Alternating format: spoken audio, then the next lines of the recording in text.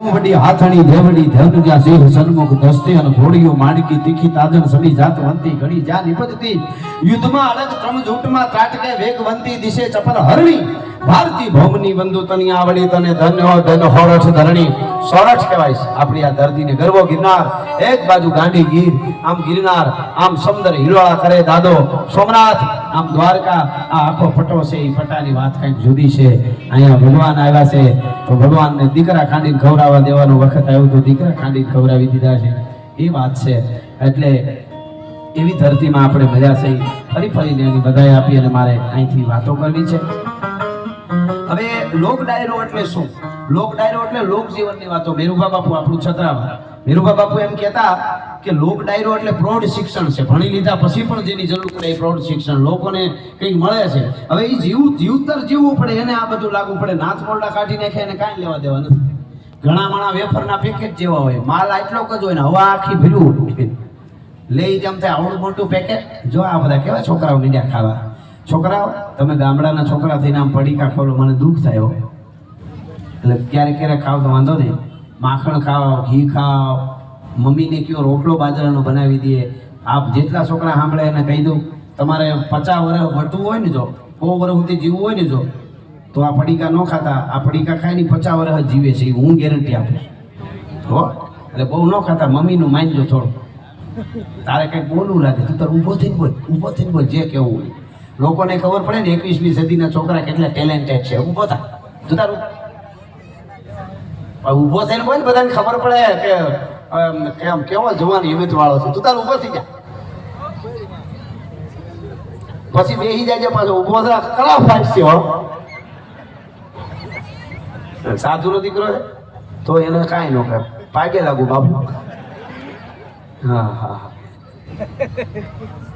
એ કે સાધુનો નહીં સાહેબનો સાહેબ બેટને અમારે ફેર ન પડે સાધુનો દીકરો હોય તો પ્રણામ ના એ તો બાળક છે હજી પણ ક્યારેક ક્યારેક જ ખાવશો ને તો વાંધો નહીં જો મમ્મી જે ખાવાનું દે ને એ દેવાનું પછી મમ્મી બહારનું કડબડ પડશો જામતા હોય તો મમ્મીને હાવણનો માર લેવો ધીમેકથી એ સીધું પડીકું મંગાવે ને પછી તમને એમ એક બાજરાનો રોટલો ખાવ તો એ કાંઈ ભેળ પડે નહીં મને તો પીડા છે આ તો ઘરનો ડાયરો એટલે થોડોક અમારે જે શરૂઆત બાકી છે પણ આ કીધા જેવું છે એટલે મમ્મીઓને વિનંતી કરું ગામડાના મમ્મીઓને પૈયા લાગીને કહું માવડિયું તમારાથી આખી ભારતની ધરોહર છે ભારતનો જે નકશો છે ને આમ કરીને અહીંથી આમ કરતો આમ કરીને આમ પૂરો થાય એ જે નકશો છે એ નકશો કાંઈ એ તો ભૂગોળનો નકશો છે હકીકતનો નકશો ગામડાના બેનું દીકરીઓ ગામડાના બાપલા હોય ભાભા હોય એમણે ભારત બનાવ્યું છે ભારત ગામડાઓથી ભારત બને છે શહેરથી ભારત નથી બનતું તો સભ્યતા આપણા હાથમાં છે બાળકોને હું ખવડાવું ગામડાના તે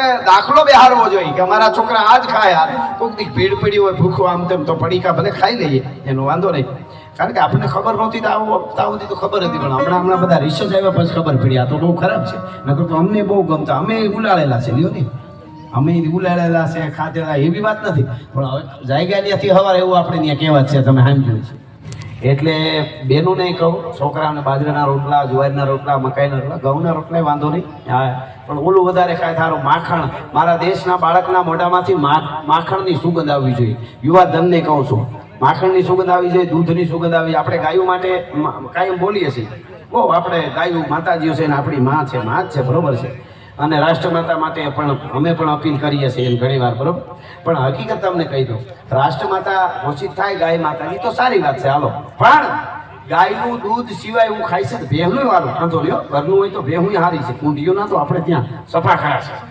ભેણે એરું કર્યો એવી નીંદર આવે ભેહનું દૂધ એક તાળી પી ગયા હોય એ આપણી ભેહુંને તો ખાધું હોય ને ખબર હોય એટલે એમાંય કાંઈ વાંધો નહીં પણ એક નક્કી કરી કે આપણે એ જ દૂધ ખાવું આપણે એ જ દૂધ ઘરાવ દૂધ જ ખાવ એટલું નક્કી કરી તોય ગાયું કે ભેહું કે તમને ભેહું તો જો કે છૂટી ન જ જડે પણ ગાયું છૂટી ન જડે મને માણા બાંધવા કારણ કે દૂધના ભાવ જ એટલા થઈ જાય આ તો ડુપ્લિકેટ દૂધ જ એટલું આવી ગયું છે તો આપણું બધું કસણાય છે માલધારીઓની બધાની હા એટલું ખબર નહીં હવે એ બધું ક્યાંથી આવે છે કેટલા લીટર દૂધ છે એમાંથી કેટલા લીટર થાય ક્યાં થતું એ આપણને ખબર નથી હું આખા ભારતની વાત કરું છું પણ ખેર હું તમને વાત એ કરું છું કે આપણે ત્યાં ભારતીય પરંપરા છે એ અદ્ભુત છે અને એ પરંપરાની પહેલી જવાબદારી માવડીઓની છે સંસ્કાર, સંસ્કૃતિ, ધર્મ, બીજું ત્રીજું, દીકરાને કોઈ તૈયાર કરે તો એ માં તૈયાર કરી શકે. આપણે હું જો જેસલ જાડેજા જે છે લૂંટારો કહેતા ને આપણે, લૂંટારો હતો, ચોર હતો, પાપી હતો, બધું હતું.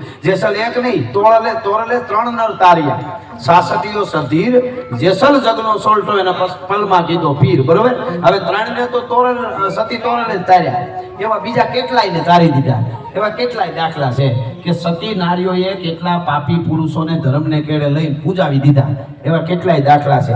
એક દાખલો એવો હોય તો બતાવો કે એક સ્ત્રીને સતમાર્ગે લઈને સતી બનાવી દીધી એક પુરુષ. એવું હોય તો મને કહેજો. કે હવે આપણે સતા થઈ ગયેલા હોય હવે ગામ આખામાં, આપણે શું કરવાના હતા? એટલે એ વાત મારે કહી અને મારે અહીંથી શરૂઆત કરવી છે.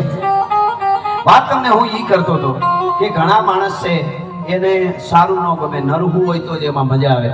અને છોકરાઓ છે ને એક આયોજકમાં જે વ્યવસ્થાપકમાં હોય ને ત્યાંથી લઈને ત્યાં સુધી કેટલા છે? 3 ને 3, 6, 3, 9, 3, 4, 5, 15, 3, 6, 21, 22 છોકરાને છે જ આ બાજુ લઈ લ્યો. એટલે વડીલો હામાં હોય મને બોલવાની મજા આવે ને એ પાછા વાતું કરે છે. તો 2 જણા કોક આવો આ બાજુ લઈ લ્યો, આ કેમેરા બાજુ કામ થોડા ન્યા લઈ બાપુ, આ બાળકોને ન્યા લઈ બાપુ. એમાં શું છે? એ હવે એને ને એમ હા એમ એ હું હામાં મોજમાં આવીને વાતે સુઈ જાય પાછા, વાતો ન કરતા. બસ બસ. એટલે હવે કોઈ વડીલો આવે તો આપણે સામે બેહારવા થાય, મહેમાન કોઈ એવા આવે તો બસ. અટાણના છોકરા એટલા ભાગ્યશાળી છે. બસ બેસી જાઓ. એ બાપુ જરાક કરા ફાઈટ છે, નહીં સમજે કોઈનું. અટાણના છોકરાને સમજાવવા બહુ અઘરા છે. અટાણે કાંઈ બહુ કહેવાય નહીં છોકરાઓ. એક મેળામાં લઈ ગયો ને બાપ છોકરાને, તો મેળામાં ફરતા ફરતા ફરતા ફરતા ફુગાવાળાને રેકડી આવી. બોલો ફુગા સગાવતા હવા ભરેલા ફુગા ઉડાડે. આમ કોક બેન વેચતા હતા એટલે પપ્પા ફુગા લઈ દો તો બાપાને નહોતા લઈ દેવાય, એમ કે ખોટો ખર્ચો કરો ને હમણાં ફાડી નાખશે, ફોડી નાખશે. એટલે કે આને ફુગો કહેવાય? આ તો ફુગુડી છે. ફુગો તો કે આપણા ગામમાં ન લઈ દીધો. બોલો. હા હા. આમાં શું અમુકને જહ રેખા હોય. આ ગામમાં એવા 2 ભાભલાઈ જોઈ જો એમ હોય. હા બસ હવે રેડી બાપા. એ ગદબ આમ જો અદબ વાળી ગયો કાયદેસર. આવા બાપા જોઈ ગામડામાં 2-5. આપણા જૂના જમાનામાં 5 તમને ખબર છે ને, હજી ગામડામાં હોય તો સારી વાત, પણ બહુ નથી રહ્યું.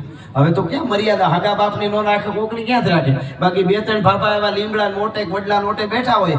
ગામમાંથી કોઈ જુવાનને કે કોઈ બેન દીકરીને નીકળવું હોય ને તો ધ્યાન રાખવું પડે કેમ હાલાય, નકર ઓલો સૂટો ગેડો મારે. પાછું એવું ને પોતાનો દીકરો, આખા ગામમાં કોઈનો દીકરો હોય તો એ ભાભાથી બીતા હોય આખું ગામ. આવું જ્યાં સુધી હતું ને ત્યાં સુધી ભારતની સંસ્કૃતિનો વાળ વાંકો નહોતો થતો. બધા માણસ આ બહુ મોટી વાત છે, મર્યાદા રાખવી. એટલું પૂન કમાણ આવે ને કે કોકના છોકરા એની મર્યાદા રાખે, અટાણે એના છોકરા નથી રાખતા. એટલે હું વાત કરતો તો છોકરાને ફૂગો લેવાનું કીધું, તેનો બાપ કે ફૂગો નથી લેવો. આને ફૂગો કે આ તો ફૂગુડી છે. ફૂગા તો કે આપણા ગામમાં. એટલે કે કાંઈ થોડાક આગળ કે ખટારો લેવો. બાપા તો કેવો સારો રમકડાનો હોય ને. અરે આને ખટારો કે આ ખટારુડી છે. ખટારા તો કે આપણા ગામમાં. એવા 8-10 વસ્તુમાં જ્યાં જ્યાં જાય ને કે આને કહેવાય આ તો આલુ છે, આ તો પપુડું છે, એમ કરીને બધું. પછી ઘેરે આવ્યો, છોકરાને ખાર ખાઈ ગયેલો બાળક. હા હમણાં બોલતા હતા ને એમ, ખાર ખાઈ ગઈ. ઝોફે બેઠો હતો, એના પપ્પાએ કીધું કે જા તો પાણી ભરી આવજો જરાક, મને તરસ લાગી બહુ. તો છોકરાએ ના પાડી દીધું, નથી ભરી દેવું પાણી. તેને મમ્મી રોહડામાં થઈ આવીને ખીજાણી કે પપ્પાને એમ કહેવાય પાણી નથી ભરી દેવું, ભરજે પાણી. પપ્પાને સામે બોલે કે આને પપ્પો કહેવાય, આ તો પપ્પુડી છે. ઈ કે પપ્પા તો ઈ કે બધા જુનાગઢ ભવનાથ મેળામાં. કહેવાનો અર્થ એટલો જ છે મારો કે છોકરા સામે બોલવામાં બહુ ધ્યાન રાખવું પડે, બહુ ધ્યાન રાખવું પડે. પણ આજે તીનમસ ગામના આંગણે હું અને તમે જ્યારે મળ્યા છે, આટલી સંખ્યામાં આવ્યા છો, દુઆસનથી શરૂઆત કરી અને મોજ આવે એવી વાતો કરું. પણ એની પહેલા હું દાખલો દેતો તો પાછો બીજી વાતમાં વયો ગયો. મેરુબા બાપુ છત્રાવા. મેરુબા બાપુ જીવન માણા કેવું જીવતા એમ. મેરુબા બાપુ ઘોડી ઉપર સવાર થઈને નીકળ્યા અને મૈયારી ગામના પાદરમાંથી નીકળ્યા. મેર સમાજનું ગામ આ બધાને ખબર છે. મૈયારી ગામના પાદરમાંથી નીકળ્યા અને ગામના પાદરમાં એક શેખ એમ બાંધેલું ડેમ તળાવ, અને તળાવની પાળે ગાડા ભરે ગામના માણસો. મેર ડાયરો ધૂળના ગાડા ભરે, ખોદી ખોદી એ ધૂળના ગાડા ભરે. મેરુબા બાપુ ઘોડીને ઊભી રાખી દીધી અને કીધું બાપા ડાયરો કયું ગામ? તો કે બાપા મૈયારી. એમ તો કે હા, તો મૈયારી એટલે કે મેર ડાયરો હોય છે કે હા મેર બધાયો. સારું સારું લ્યો. હું કે કયા પંથમાં છો? ધર્મ બરમમાં માનો? અરે માનીને બાપા. તો કે સનાતનમાં. બીજું કયો પંથ? તો કે આમ કયા પંથમાં? તો કે રામાપીરને વધારે માની. તો કે તો ભજન ભાવ કરતા આવીશું. એ કે હા બીજ એ ભજન કરી, બીજ કે એવું કંઈક હોય ને, કોઈ 11 આવે કોઈ બીજ હોય તો ભજન કરી, કે ઓલું ભજન ગાવ તોડી સરોવર પાળ, સતી રાણી તોડી સરોવર પાળ. કે હા એ ભજન તો ગાતા જ હોય ને. તો તઈ હું કામ પાવડા ને કોદાળીઓ લઈને પાળે સોટ્યા છો તળાવની પાળે? આટલું કીધું, બધાએ ગાડા ઠરવી નાખ્યા અને પ્રતિજ્ઞા લીધી કે આજ પછી કોઈ દિવસ હવે ધોળી તળાવની પાળમાંથી નહીં ખોદીએ. મારો કહેવાનો અર્થ એટલો જ છે કે લાગી જાય તો થોડાકમાં લાગી જાય. વેણ લાગી જતા પેલાના માણસને જીવતા હતા એને વેણ લાગી જતા હતા, કાંઈ નક્કી નહીં. એટલે એમ આ સાહિત્ય વસ્તુ એવી છે. આ હું અહીંયાથી બોલું, માધ્યમ હું છું એ વાત પાકી, પણ હું બોલું એ મારી વાતો નથી. હું બોલું એ આપણી પરંપરા અને સભ્યતાની. આમાં બેઠેલા બધાય વર્ણ, કોઈ જ્ઞાતિ કોઈ જાતિ એવી નહીં હોય તેમાં કોકે ને કોકે ક્યાંક બલિદાન ન આપ્યું હોય, કોક તમારા બાપ દાદાએ ક્યાંક લોહી રેડ્યું હોય, ક્યાંક કોક હાટું કાંઈક કર્યું હોય છે, કોક જાળવા હાટું કાંઈક માથાકૂટ કોક હાટું જૂના જમાનામાં